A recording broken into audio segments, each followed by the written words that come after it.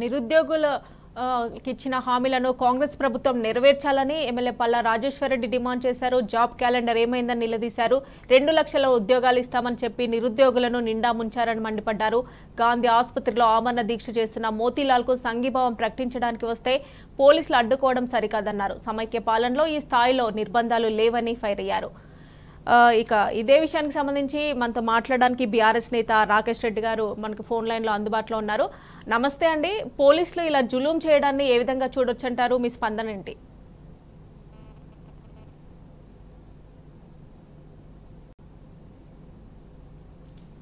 రాకేష్ రెడ్డి గారు.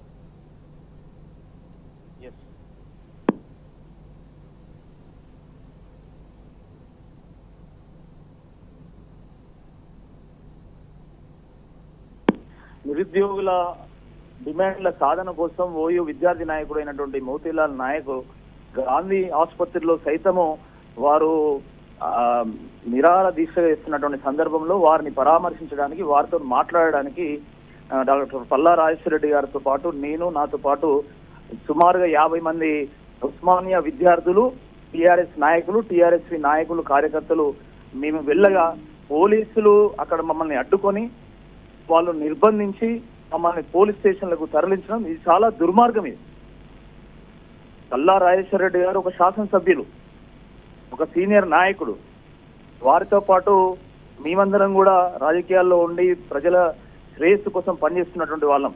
మరి మేము మోతీలాల్ నాయక్ గారిని పరామర్శించడానికి పోతే ఏ విధంగా అడ్డుకుంటారు? మీది ప్రజాపాలన కదా, ప్రజాపాలనలో పోలీసుల నిర్బంధాలేంది, ఏ ఆంక్షలేంది?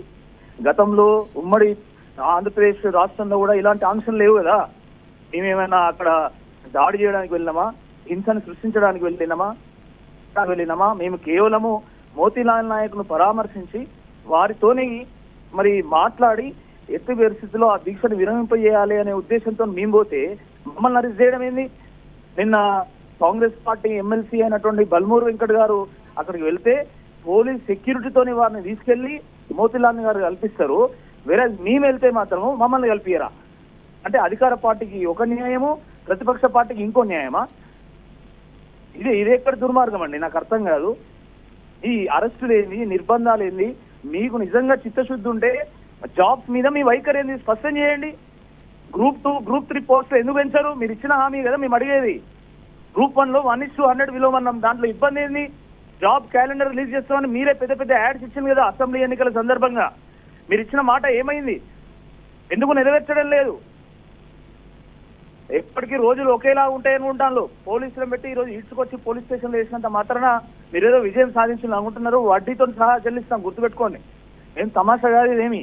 మీరు ఇచ్చినటువంటి హామీలను నెరవేర్చమని చెప్పి ప్రజాస్వామ్యయుతంగా మేము కొట్లాడుతూ ఉంటే, అక్కడ విద్యార్థి నాయకులు నిరాహార దీక్షలు చేస్తూ ఉంటే స్పందించాల్సినటువంటి ప్రభుత్వము ఈరోజు సోయి లేకుండా నిద్రపోవడం ఏంది? దున్నపోత మీద వానబడ్డట్టు అవుతుంది వాళ్ళకు.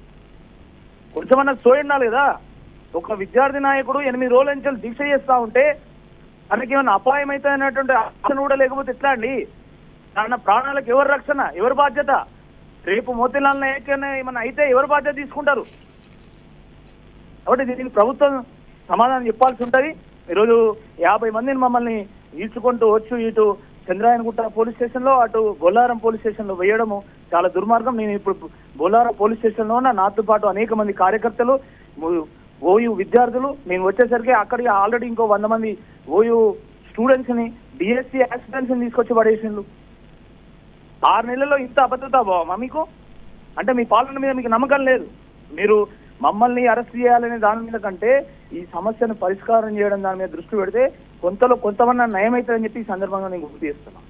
రాకేష్ రెడ్డి గారు, నిరుద్యోగులైతే జాబ్ క్యాలెండర్ విడుదల చేయలేదు అంటూ కంపల్సరీ విడుదల చేయాలని డిమాండ్ చేస్తున్నారు. మీరు వారికి ఎలా సపోర్ట్ ఇవ్వబోతున్నారు ఫర్దర్గా? తప్పకుండా ఈ రాష్ట్రంలో ఒక ప్రధాన ప్రతిపక్ష పార్టీగా తప్పకుండా బీఆర్ఎస్ పార్టీ ప్రజలకు ఇచ్చినటువంటి హామీల మీద ప్రజలతో కలిసి ఉద్యమిస్తుంది. మరీ ముఖ్యంగా నిరుద్యోగ యువత ఎవరైతే కాంగ్రెస్ పార్టీని ప్రభుత్వంలో తీసుకొచ్చిందో వాళ్లకు అండదండగా నిలబడుతుంది. కోటి ఆశలతోని కాంగ్రెస్ పార్టీకి ఓటేస్తే కాంగ్రెస్ పార్టీ ప్రభుత్వం వచ్చిందండి. ఏదో అన్నం పెట్టిన సున్నం పెట్టే విధంగా కాంగ్రెస్ పార్టీ వ్యవహరిస్తే తప్పకుండా వాళ్ళకు సున్నం పెట్టే విధంగా మేము తప్పకుండా వ్యవహరిస్తాం, తప్పకుండా బుద్ధి చెప్తాం, వడ్డీతో సహా చెల్లిస్తామని చెప్పి ఈ సందర్భంగా హెచ్చరిస్తున్నాం. రైట్ రాకేష్.